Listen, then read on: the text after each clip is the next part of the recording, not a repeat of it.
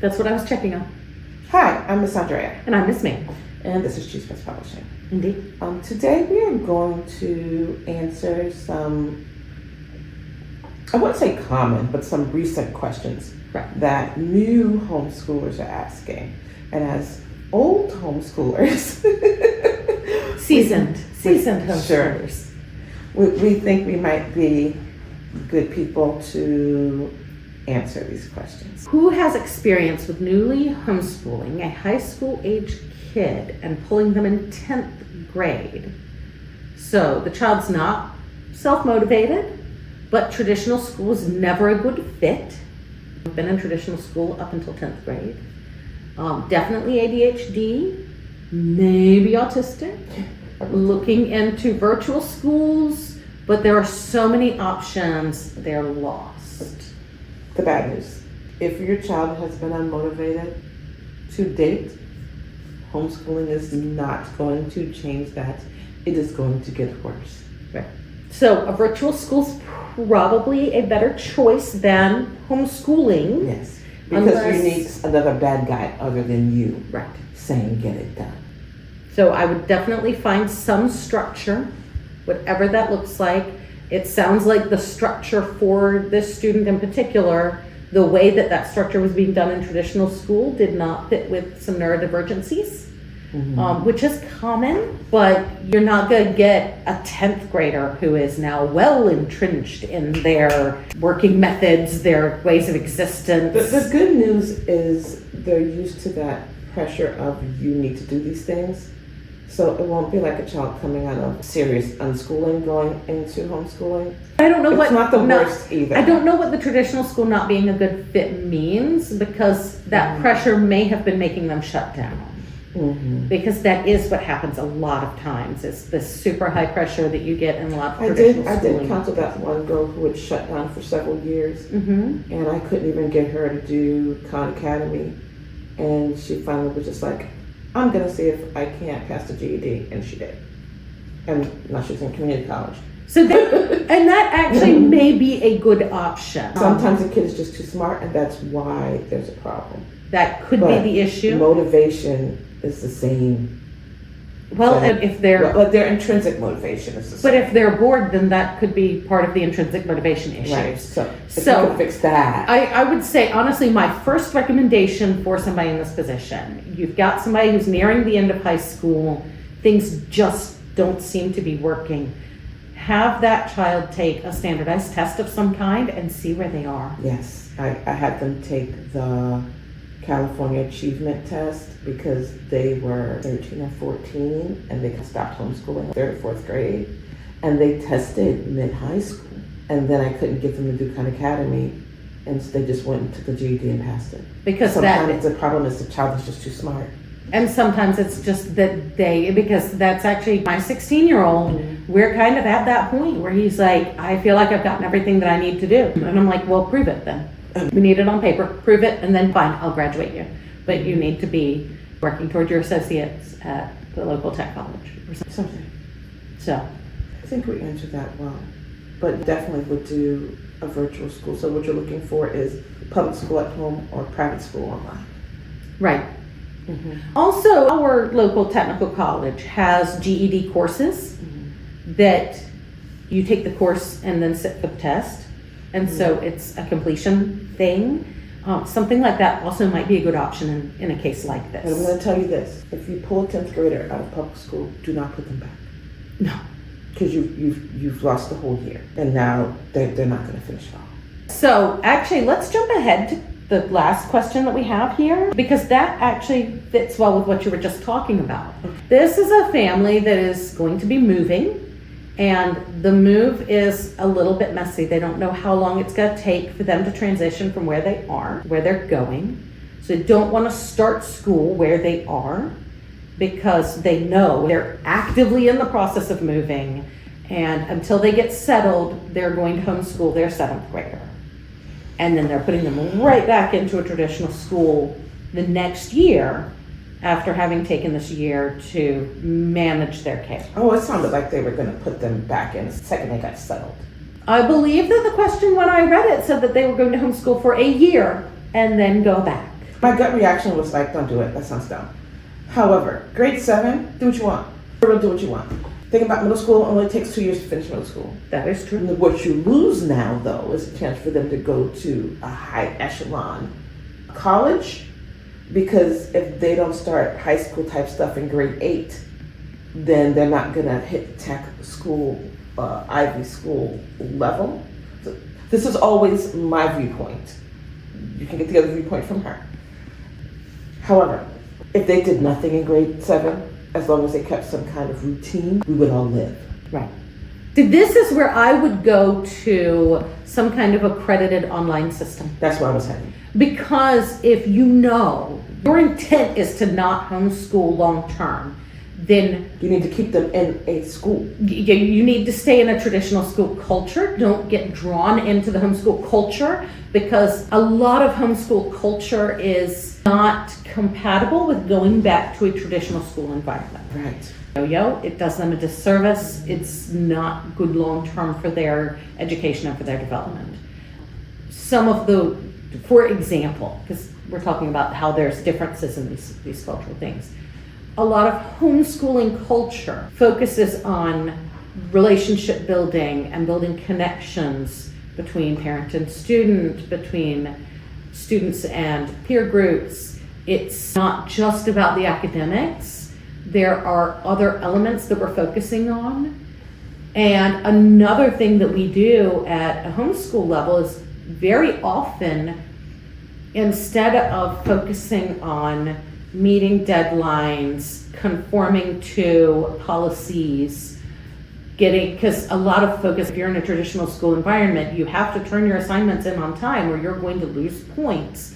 And so if you haven't submitted whatever by the deadline, then now it doesn't matter how good that product is that you've created when you submit it, now you're already going to be maybe a letter grade, maybe 2 lower than what you would have gotten had you submitted it on time.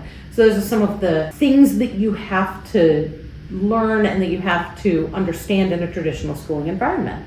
And I kind of get some of that in the real world. You definitely have deadlines when you start working a job. Missing deadlines can be hugely detrimental. So having that is helpful for being successful in college, for being successful in the real world, but it's not a focus of homeschooling. And homeschooling, our measure is going to be, have you mastered the material? How well do you know it? Is this something that you know so well that you can apply it to other things, not just parrot it back? Right. And so because we're teaching mastery instead of deadlines, instead of workflow. You're going to derail a child if you... It upsets me when homeschooling is used as a workaround. Right. It bothers me greatly. Because what happens is it generally takes 2 years for the benefits of homeschooling to show up. And so when someone uses homeschooling as a workaround and they go back and those benefits haven't shown or they've fallen back, now homeschoolers look like clowns, and it upsets me. So if you need to take a year out for a life change, pay for an online program or get into your state's because you're going to lose something in just homeschooling for short term. Right. You have to be in it for the long haul to get the benefits from it. Agreed. All right, can I start homeschooling in the middle of the school year? Do what you want.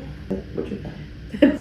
That's really the answer for that one. If all of a sudden that you're moving and wherever you're going is a place that you don't want your child in traditional school and you're going to be there and you're never going to want your child in the traditional school there. And so from now on, we're homeschooling and it happens to be in the middle of the school year. It's not unusual for a child to start homeschooling in January ever. Right.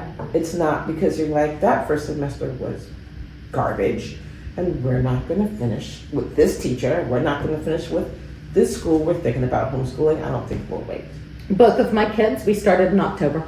Yeah. We started the school year. We decided Every in January, intention. but we finished the school year, but we've had several kids to come to us for January. But even January is kind of a natural break because you've got that semester 1 and under your belt and those are done and now But you're that moving to doesn't semester. matter. No, both of my boys started in October. We started the school year at a traditional school with them and then Say it's November 1st and you decided that's it, we're done, we're homeschooling. How do you do that?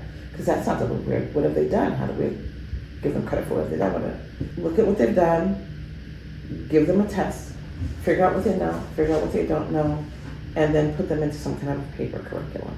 Mm-hmm. If you do an online curriculum, you're going to have to start a school year over. Some of the curriculums are easy. Right. Some of them can match up to what they've been doing. So Well, they some can of test them, through. I was gonna say, some of them you can take a placement test and it'll kind of to wherever the skill level happens to be. Mhm. Like if they actually know the material, because that's, doing the test is kind of important because they may be 2-3 months into Algebra 1, but if they haven't retained anything from the beginning, you might need to start over. Right.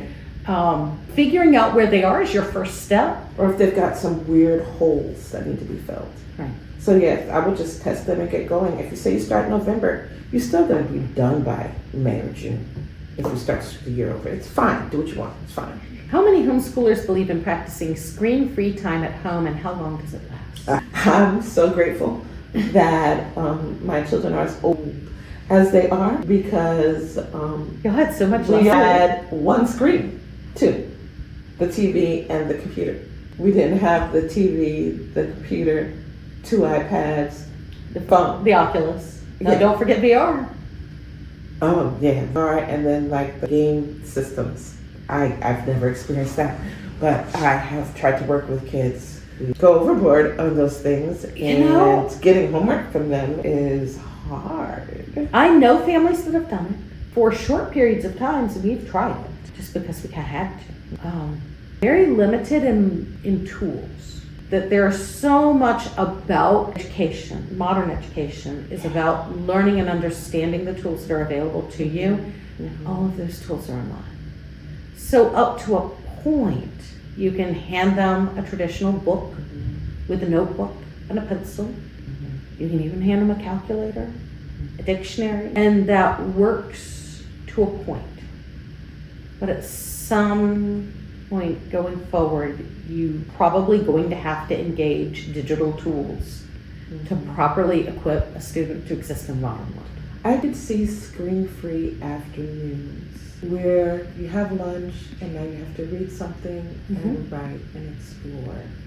I get upset when parents put their kids on phone punishment because taking the phone, a tool that they're going to use every day for the rest of their life, and it's probably going to get more intricate and interesting over time, taking that from them doesn't teach them to moderate their time with it. And so it's better to be teaching them to moderate their time than to be taking it from them completely. Right. But also I never had to deal with this. Right. I ran a household where there were 3 rules. Don't lie, don't be stupid, and if you oopsie something, let me know immediately. Yeah. If I had kids now, those would probably still be my rules. But we did technically have screen-free afternoons. It wasn't something that anyone was conscious of that I was doing. Right. I was just like, oh, lunch is over, it's quiet time. Let's read a book. I think we did that in middle school years. Yeah. I think it's also easier at younger grades. Yeah. I think when you're looking at elementary, when you're looking at middle, there's not really a reason to have screens at that age unless there's, you start to get... It depends on the It depends on the curriculum. It does depend. There are curriculums available that you can do things without a screen. Oh, my kids would lose a textbook behind the dresser. I had to move the dressers, so I don't know where it is, and I'm looking behind the dresser. As the adult, you probably will want to digitize the work that they're giving you so that your records are easier to maintain. It is. If you can get everything digitized, it's going to make your life easier. So they can sit there, they can handwrite the book report, they can handwrite who it is, turn it into you, but then you're probably going to want to snap a picture of that so that it doesn't get lost. Right. A lot of times kids will do that. And there are certainly ways to engineer a lifestyle that is screenless. But when you get to high school work, some of that needs to be how do we properly use the technology and how do we exercise self-control over using that technology. We just live in a world where we can't even anticipate what technology is going to be like in 3 years. Right. So if you take them out of it, we're risking them having a knowledge hole won't be easily filled. Right. But also, like to that point, once we turn these young people loose in the world as young adults, if they have not developed that skill set, those muscles for self-regulation when it comes to technology, then there's going to be a period where they're going to overindulge in that with potentially detrimental consequences. You know, they learn how to manage that for themselves. Because I've seen this happen. A young woman who, once she left home, got so involved in the social media that it was really like hardcore addiction and had to cut it all off and reboot, and is only now a whole adult finally able to kind of back in and use some of those things responsibly. Wow, yeah. It's better to teach moderation. Yeah. One of the biggest things I've taught my kids, and this is why homeschooling is so important, was how to not do impulse purchases. And it went like this. I'm about to walk into the grocery store. You asked me for something you hadn't already planned to purchase. I'm going to fight you. Right? And so that's where it was. No, we did not come here with the intention of buying this. Right. Now, as they got a little bit older, okay, if you see something you want, write it down and let's see if you still want it in a couple of days. Right.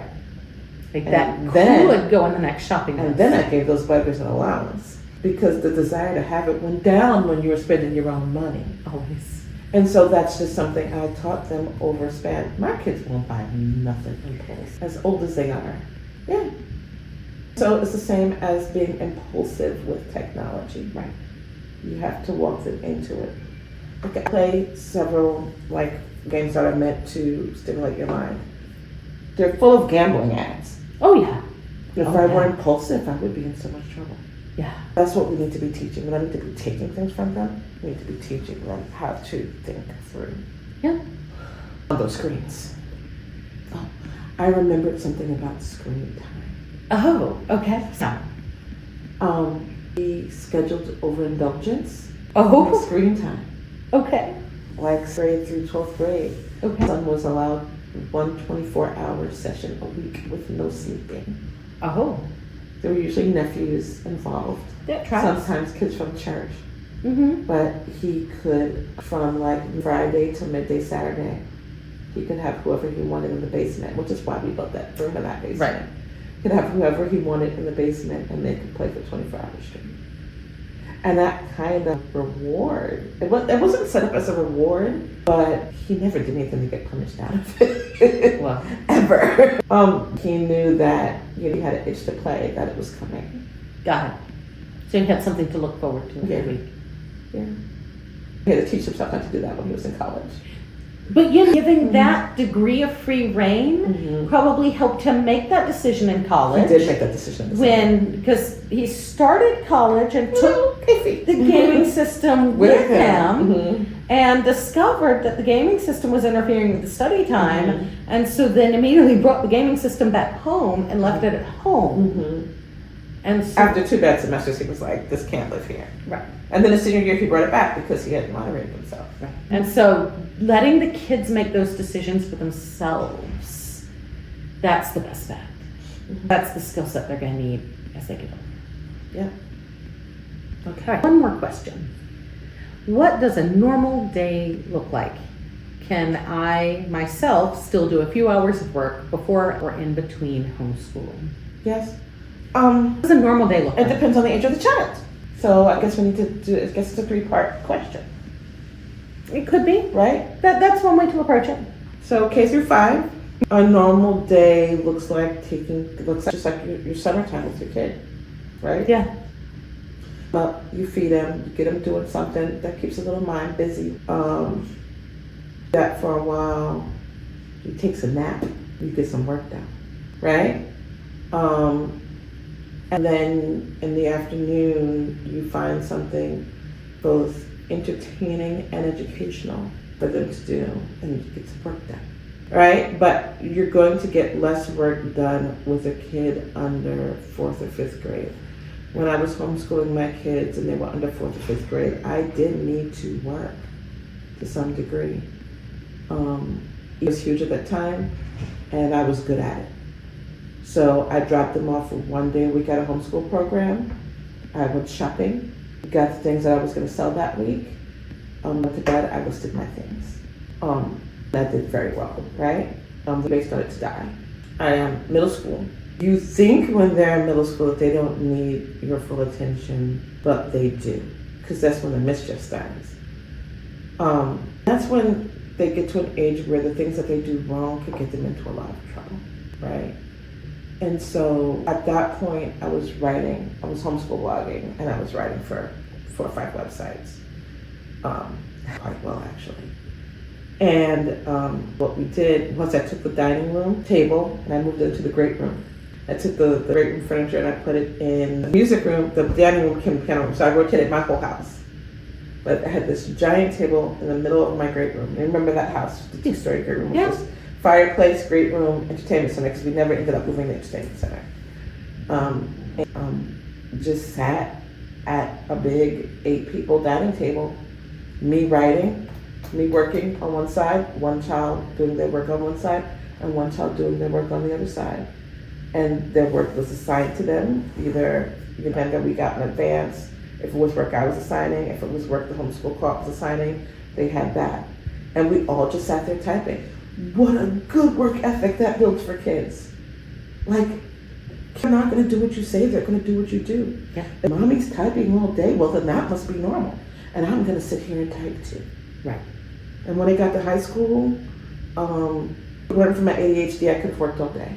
But I was too busy being nosy, and high school kids don't want you up under them. So I was like, what you doing? That's being annoying, right? So what I did was I bugged them all day. On the 2 days when they were at co-op at that point, I did my work, and then I also did my work from midnight. So there was ways to work around homeschooling. Now, a lot of people can work full-time when their kids hit high school age. Right. But I know a lot of people whose kids weren't in a co-op, and they trusted them to homeschool themselves. I don't think any of them actually graduated. I don't think any of them actually ended up graduating their kids properly. So, nah. The older they are, the more you have to keep tabs on them. The older they get, the more trouble they can get into. Right. Or the more they can not do what they need to do to move their lives forward.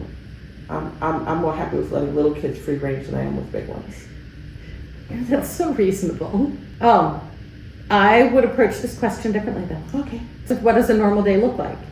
This is homeschooling. Everybody's gonna have a different normal day. Normal days go look like whatever your family needs a normal day to look like. Okay, so let's go ahead and say I'm leaning more toward being a classical homeschooler. So, all right. Are definitely eclectic with a heavy dose of unschooling happened in my house. Mm-hmm. But regardless, normal day really could depend on what is it that you have to do as your job. What is it that you can create a normal day, and you can create a schedule around almost anything so long as it works for you and it works for your child. Getting kids up first thing in the morning, society's like what we should do, but they're growing, let them sleep. So I think the only reason I got my kids up was because the co-op required certain hours. Right. And so if one day was early and one day was late, then they couldn't function. Right. And so that's why I set a morning schedule during the school year. But then during the summer, I let them sleep till noon. Sure. But then that's another factor that's going to factor into what your normal day looks like. What kind of activities are your kids involved in? Mm-hmm. Are you in a co-op that meets 1, 2, 3, 4, 5 days a week? Mm-hmm. Going to affect your normal day looks like. Mm-hmm. You're going to build your schedule around those activities. If you're not doing a co-op, maybe they have some kind of extracurricular interest. Maybe they're doing an intensive program in some kind of performing arts. Maybe there's some kind of STEM thing that they're doing that requires them to have 2 days a week that is entirely devoted to robotics development or this coding thing, whatever it is, whatever your kid's into, that's going to be the basis. So your job, whatever it is, and your kids' activities outside the house, that's the framework that will build your normal day. And then figure out what structure needs to look like off of that. It's in your job. Factor in what you have to do to earn money, because there are some fully work from home things that are very flex hours and you can do it at any time of the day. that tends to be easier to work around kids' schedules. Mm-hmm. But if that's not the job that you have, if you have a job that requires you to work within certain hours, or that requires you to start at a certain time, be done by a certain time, that factors into that basic framework. So you start with your job requirements, you start with the kid activity requirements, and now you have the scaffolding for your schedule, and then figure out what the rest of the schedule looks like from there. And you're going to be the only one that can do that for your family, because every family is going to be a little bit different on those points. And that's kind of the beauty of homeschooling, is that you're free to do that. You're free to take your work schedule and say, well, the time that I have most free to dedicate to my child's schoolwork is from 2 p.m. to 5 p.m. Well, then that's when you're going to sit down and do the schoolwork. And then figure out what kinds of activities the child can be doing outside of that time. Yeah, I don't have the There's child, also because I've had educational. kids tell me that they just alone when their parents are working. Right. I'm just doing nothing, and that's not cool. No, still structure something for them to do while you're working. Look, if you have questions, ask them in the comments. We promise we will answer them. We will. Yeah. Till next time.